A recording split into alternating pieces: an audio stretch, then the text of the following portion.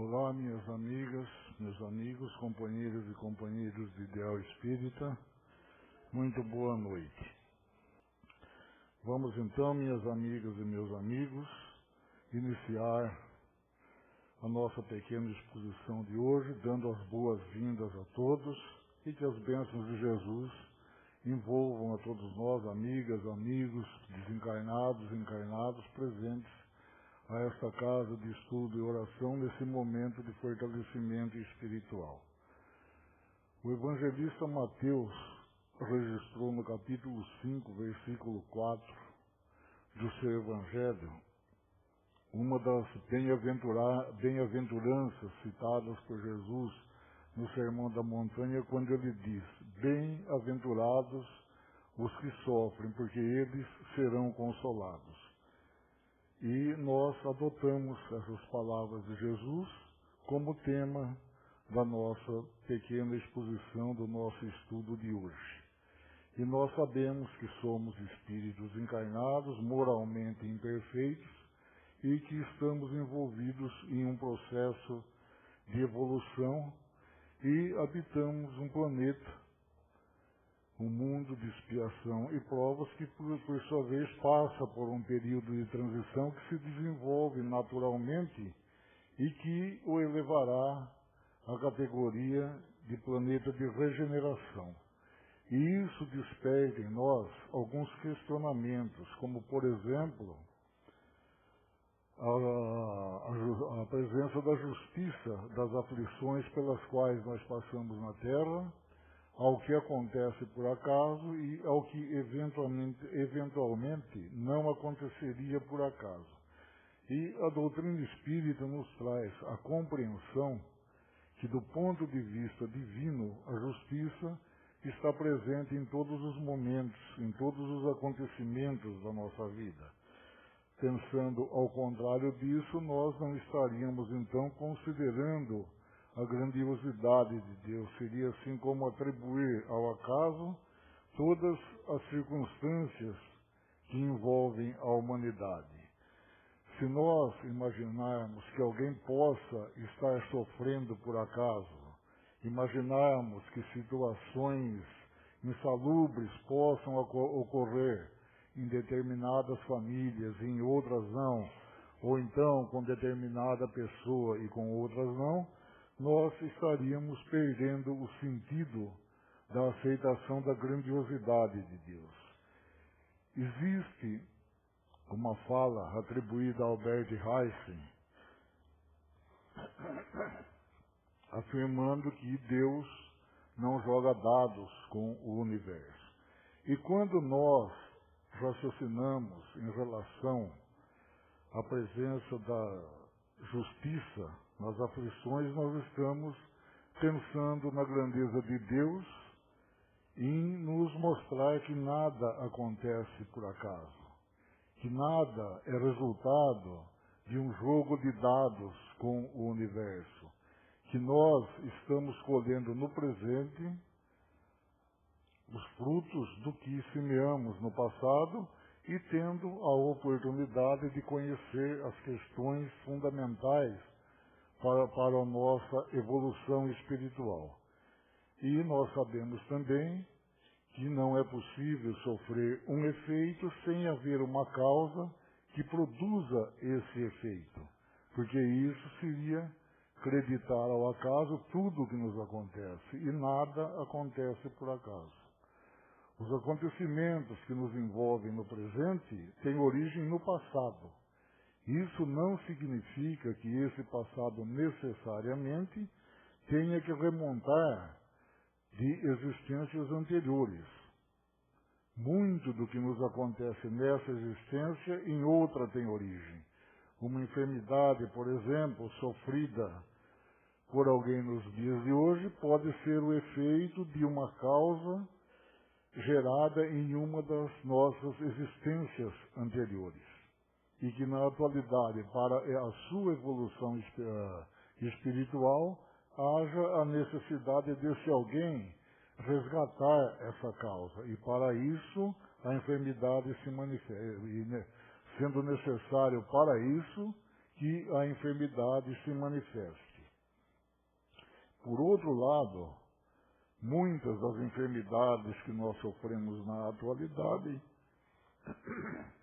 podem ter a sua causa nessa existência, isso em consequência do mau uso que nós fazemos do nosso livre-arbítrio.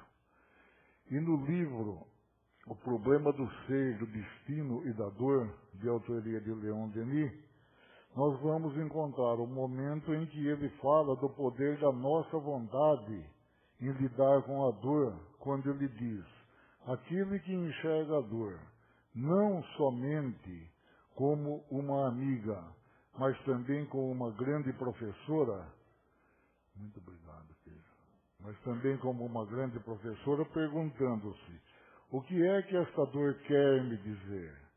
O que é que eu tenho que aprender com essa situação difícil? Nesse momento, refletindo e estando atento às respostas dessas indagações que serão encontradas por ele mesmo, ele alcançará a liberdade porque adotará uma visão diferenciada dessas aflições.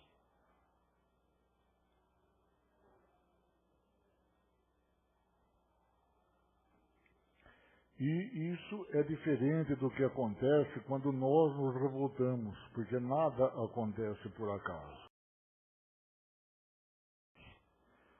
Eu gero uma causa. Essa causa gera um efeito. Esse efeito precisa ser trabalhado. Se eu vivencio essa provação com revolta, eu estou então fortalecendo esse efeito. E isso irá provocar uma nova causa negativa. Consequentemente, essa causa negativa vai provocar um efeito negativo, e assim nós vamos então estabelecer uma cadeia viciosa de causa e efeito. Entretanto, quando nós trazemos a compreensão do quanto a luz espiritual nos oferece de bondade e de amor, trazendo para nós a certeza que Deus está conosco, tudo acontece ao contrário. Quando eu gero a causa gera o efeito. E eu me pergunto: o que é que eu tenho que aprender com essa dor? O que é que essa aflição vai oferecer para o meu fortalecimento? Quando eu aceito o efeito, eu reúno forças para vencer, então, com dignidade, toda essa provação e interrompo esse processo. Elimino a causa que deu origem a esse efeito em consequência do meu aprimoramento evolutivo. E o Espiritismo nos traz a compreensão que nós somos os nossos próprios algozes na vida, porque cada um de nós construiu a vida que está experimentando. Portanto, nós devemos estar conscientes de estarmos hoje gerando causas saudáveis para produzirmos e colhermos efeitos saudáveis. E cabe a cada um de nós refletir o que podemos fazer para impedir-nos de continuar semeando problemas, gerando então novas e desnecessárias aflições. E nós temos ainda o benefício do esquecimento. Imaginem, meus amigos, minhas amigas, a situação delicada que seria para nós nos recordarmos de outras existências. Por exemplo, no ambiente familiar. Como seria olhar para os nossos familiares e nos recordarmos de desagradáveis acontecimentos que nos afligiram no passado? Então, a generosidade divina nos concede o benefício do esquecimento, fazendo-nos ver o amor de Deus por nós, oferecendo-nos a oportunidade de encerrar esse ciclo para começar um outro. A presença divina, a divindade, está presente em todos os momentos, em todos os acontecimentos, em todos os instantes da nossa vida. A natureza, por exemplo, nos faz ver a presença divina nas 4 estações do ano, que formam um ciclo. E é necessário que uma estação passe para que a outra possa se abrir. O dia e a noite formam um ciclo. É necessário que a noite termine para o sol poder nascer. E se nós não compreendermos que os ciclos fazem parte da nossa vida, nós passamos a nos apegar às causas materiais, nos apegarmos às pessoas que nos cercam, às nossas velhas ideias. Aí então nasce grande parte da dor existencial que nós vivenciamos. E em meio a esse processo todo, nós iremos acabar por nos perdermos. Então, pela generosidade divina, nos é oferecida uma nova oportunidade de retornar em um corpo material e fechar existencialmente esse ciclo da nossa vida, embora as suas consequências reflitam no presente, nós temos a oportunidade de reconstruir a nossa vida. E com isso tudo, nesse vai e vem das reencarnações, que seria o caso daquele que retorna em outro corpo, muitos têm curiosidade em conhecer o seu passado, que foram eles na vida anterior, e realizando sessões terapêuticas de vidas passadas bem orientadas por um profissional especializado e que preferencialmente tenha conhecimento espiritual, que possa conduzir essa terapia de forma satisfatória e libertar o paciente de determinadas fobias, nós estaremos estabelecendo um tratamento e não simplesmente satisfazendo uma mera curiosidade. Então, com essa exceção resguardada, nós corremos um grande risco em buscar o nosso passado por mera curiosidade. Primeiro, porque nós não sabemos o que nós vamos encontrar.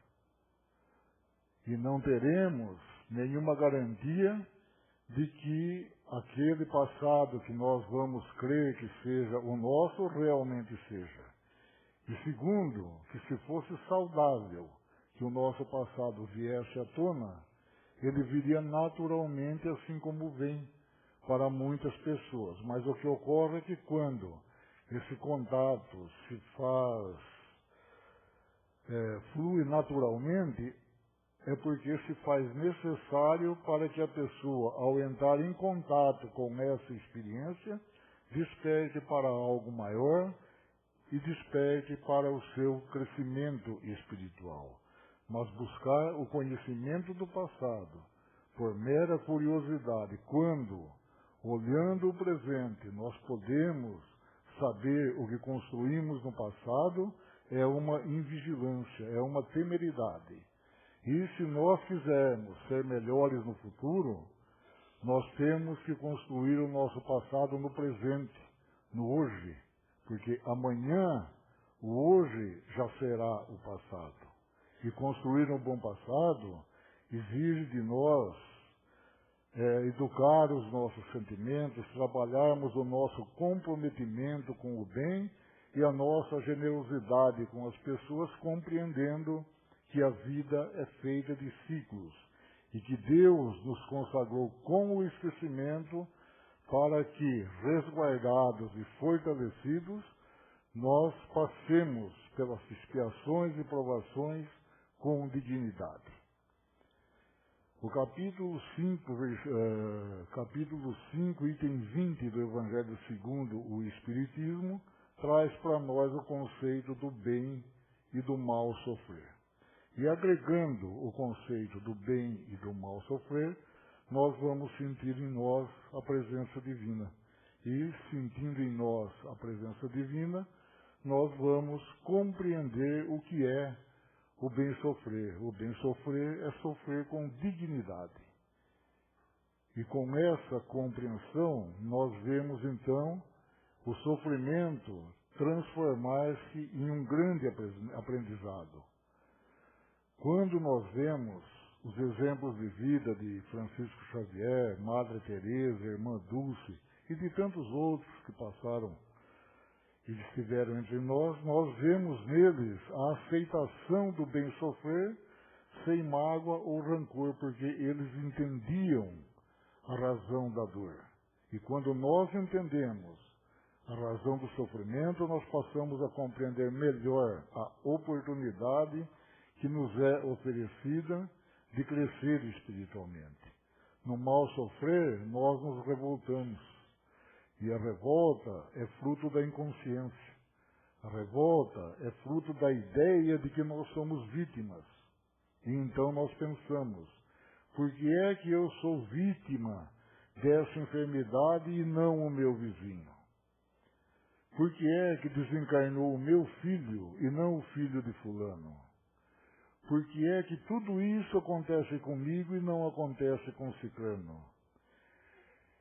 E isso, minhas amigas e meus amigos, acontece em razão da nossa imaturidade de compreender o todo. É importante que entendamos que a espiritualidade não está nos pedindo para que sejamos insensíveis. No Espiritismo, nós recebemos a lucidez da razão do sofrimento e não nos deixamos levar pela revolta, não nos abalamos por acaso. E isso não significa que nós não sentimos e que nós não sofremos.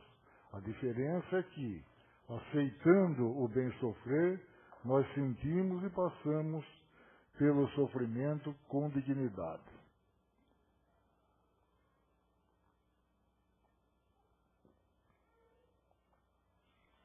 Na sua primeira epístola, Pedro nos pede que, acima de tudo, tenhamos amor intenso uns pelos outros, porque o amor cobre a multidão de pecados. Isso significa que, à medida que nós amamos, nós eliminamos as causas geradoras de sofrimento a partir do bem. E, naturalmente, surge um novo estado de consciência, porque aquilo que para alguns representa um sofrimento não acaba não representando um sofrimento para o outro. Muitas pessoas, por exemplo, entendiam que para Chico Xavier era um grande sacrifício já receber as pessoas que o procuravam, porque ele já estava ali com idade bastante avançada, enfraquecido pela enfermidade, e para ele era muito difícil, acreditavam as pessoas, adentrar a madrugada atendendo essas pessoas que o procuravam, com todo carinho, com todo cuidado, apesar de todas essas dificuldades. E Adelino da Silveira, um dos biógrafos do Chico Xavier, conta que quando o acompanhava pelas madrugadas, sentia essa necessidade, sentia esse esforço do Chico para receber as pessoas que o procuravam, e ele se inclinava e beijava-lhes as mãos. Então o Adelino da Silveira falou para ele: Chico, você não precisa fazer isso. E perguntou-lhe: por que é que você se inclina para beijar as mãos das pessoas? E o Chico então responde que se inclinava para beijar as mãos das pessoas porque infelizmente não conseguia ajoelhar-se para beijar-lhes os pés. Essa é a consciência de um espírito que está se libertando. Pode parecer apologia, pode parecer uma exaltação ao sofrimento, mas, para quem tem o mínimo de consciência do que significa o bem sofrer, é um convite para a resignação. É a presença da consciência do amor cristão e da fé dentro de nós. E tudo que nós fazemos com fé é altamente positivo. Hoje já não é mais novidade para ninguém que pacientes habituados a orar alcançam melhores resultados quando submetidos a tratamento médico do que aqueles que não cultivam o hábito de orar. A variação do volume de imunoglobulina A, que é uma substância que torna possível a nossa vida e é vital para o nosso sistema imunológico, demonstra que quanto mais amamos e quanto mais temos fé, maior é o seu volume no nosso organismo. Isso significa ter o sistema imunológico fortalecido. E isso está comprovado cientificamente por uma pesquisa realizada pela Universidade de Harvard, lá pelo final da década de 80, início da década de 90, mostrando a importância da fé no combate às dificuldades. E essa pesquisa desenvolveu-se com a formação de dois grandes grupos de pessoas. Para o primeiro grupo, eles exibiam filmes de guerra, morte, mutilações e estimulavam os participantes a falar disso. E, apurado então o volume de imunoglobulina A no organismo dos participantes desse curso antes e depois, verificou-se uma redução significativa do volume dessa substância no organismo dos participantes. E a conclusão dos cientistas foi que ver o mal e falar do mal faz mal e enfraquece o nosso sistema imunológico. Para o segundo grupo, eles exibiram imagem de Madre Teresa nos trabalhos voluntários, várias imagens de casais passeando com filhos, criança brincando, pessoas apaixonadas, e os participantes desse grupo, então, falando entre si sobre a beleza dessas imagens e as mensagens transmitidas por elas, viram a produção da sua imunoglobulina A aumentar significativamente. E a conclusão dos pesquisadores foi que ver o bem e falar o bem faz bem e fortalece o nosso sistema imunológico. Mas isso tudo levou a uma outra pergunta. Se ver o bem e falar do bem bem, faz diferença praticar o bem?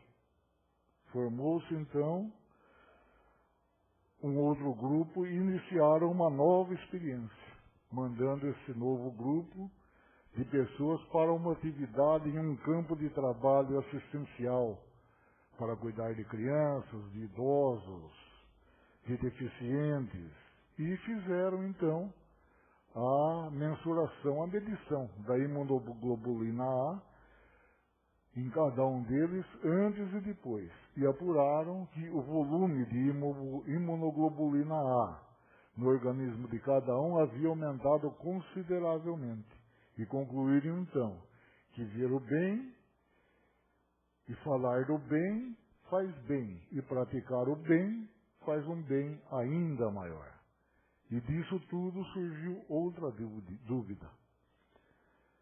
Será que fazer o bem com fé faz alguma diferença? Organizaram então uma nova experiência, dessa vez com a participação de um grupo de freiras que praticaram essa atividade com a sua fé definida, e outras pessoas que praticaram esse mesmo ato sem a sua fé definida. Medida o volume da imunoglobulina A concentração desse produto era significativamente maior nas freiras que haviam executado essa tarefa com a sua fé definida. Assim, minhas amigas e meus amigos, nós vemos a ciência comprovando o que o bom senso compreende há muito. A presença da fé nos liberta. Por isso, quem ama e compreende o bem sofrer não se revolta. Não pede para estar livre das dificuldades. Pede sim para ter sabedoria, ter resignação, perseverança para aprender com eles. E quando nós falamos em resignação, nós estamos falando em um dos principais atributos das almas nobres, porque a resignação nos liberta do comodismo e de outras tendências danosas que nós trazemos de um passado esquecido por nós, do qual hoje nós assistimos às consequências. Então, quando Jesus disse que os aflitos serão consolados, ele estava nos dizendo de uma maneira muito clara que não há como habitar um planeta de provas e expiações sem vivenciá-las, porque elas são o efeito das causas geradas por nós nessa e em outras existências.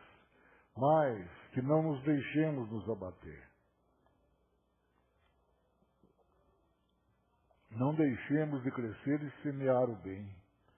Não deixemos que as nossas dores, os nossos problemas existenciais impeçam a nossa visão de futuro. Quando nós falamos assim, minha vida está muito ruim, nós estamos comparando a nossa vida com uma expectativa que não está sendo atendida. Nós estamos pensando no futuro. Será que amanhã as coisas vão dar certo? Ou então nós voltamos no passado. Por que é certo? E a ansiedade nos liga ao futuro. A angústia nos liga ao passado. E assim nós deixamos de viver o momento presente. E no capítulo 6, versículo 4 do Evangelho de Mateus, ele grava as palavras de Jesus. Não vos inquieteis, pois, pelo dia de amanhã, porque o dia de amanhã cuidará de si. Basta a cada dia o seu mal. E com isso, ele quis nos dizer que tenhamos confiança, que vivamos nós um dia a cada vez. Porque quando nós vivemos o presente com equilíbrio, não há lugar para o medo. O equilíbrio para nós é necessário para que aprendamos a crescer com amor e com sabedoria. E Emmanuel nos ensina que para voar é necessário bater as duas asas, o amor e a sabedoria. E nós não trabalhamos só a razão ou só a emoção, só o amor ou só a sabedoria. Nós precisamos dos dois. E então, nesse contexto do bem sofrer, nesse contexto da justiça das aflições que nós estamos vivendo hoje, nós nos libertamos do medo do amanhã e dos acontecimentos do passado. Nos libertamos da ansiedade e da angústia. O que passou, passou. O futuro depende do agora. Então, esse é o nosso grande desafio, aprender a viver o momento presente. Há uma fala que diz assim, a felicidade não é deste mundo. Realmente, aqui nós passamos por alguns momentos felizes, momentos de alegria, de satisfação. E isso acontece porque nós vivemos em um mundo de expiações e provas, que é um mundo que trabalha a dualidade.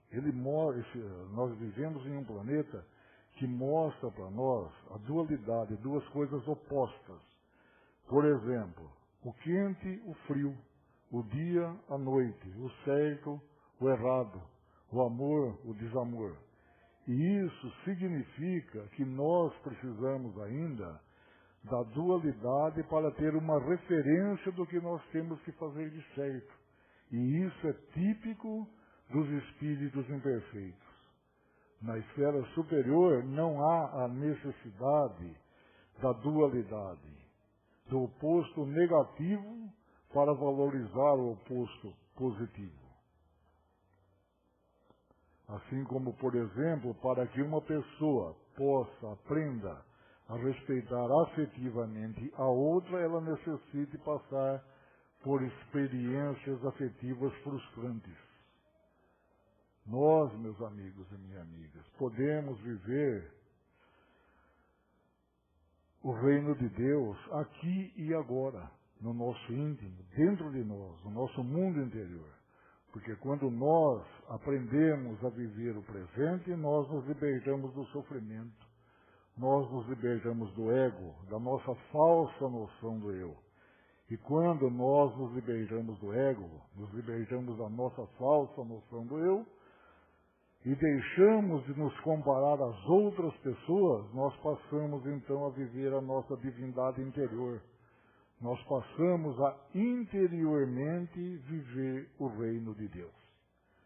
E no reino de Deus só há lugar para o amor, para a generosidade. E isso é o que é a natureza da criatura humana. A natureza da criatura humana não é sofrer. A natureza da criatura humana é ser feliz. E esse é o nosso destino. A fala que a felicidade não é desse mundo nos ensina que nós não devemos criar expectativas que o mundo irá compreender isso. Ela nos orienta a nos melhorarmos intimamente e construirmos a nossa paz interior para que em um mundo melhor possamos então tenhamos a oportunidade de colher os efeitos saudáveis das causas saudáveis que estamos gerando. É desesperador que alguém passe por um mundo de provas e expiações e não acredite que exista uma outra existência, não acredite na existência de Deus. E se alguém perde a razão de viver, a vida para ele torna-se um acaso biológico. Porém, quando nós temos fé, por mais cruéis que sejam as nossas dores e profundos os nossos sofrimentos, sempre representarão um estímulo para a nossa evolução espiritual. E entre nós, temos muitos anônimos que, movidos pela fé inabalável, aceitam o bem sofrer. E nessas pessoas está a presença de Deus, porque eles são anônimos aos olhos dos homens, mas não são anônimos aos olhos de Deus. Vamos então, minhas amigas e meus amigos, nos prepararmos para a segunda parte dos nossos trabalhos da noite de hoje, que é a recepção do passe, elevando a Deus a prece que Jesus nos ensinou. Pai nosso que estás nos céus, santificado seja o vosso nome. Venha a nós o vosso reino, seja feita a vossa vontade, assim na terra como no céu. O pão nosso de cada dia nos dai hoje. Perdoai as nossas dívidas, assim como nós perdoamos os nossos devedores, e não nos deixeis cair em tentação, e livrai-nos do mal. Que assim seja. Muita paz, amor, harmonia, e que as bênçãos de Jesus permaneçam em nós.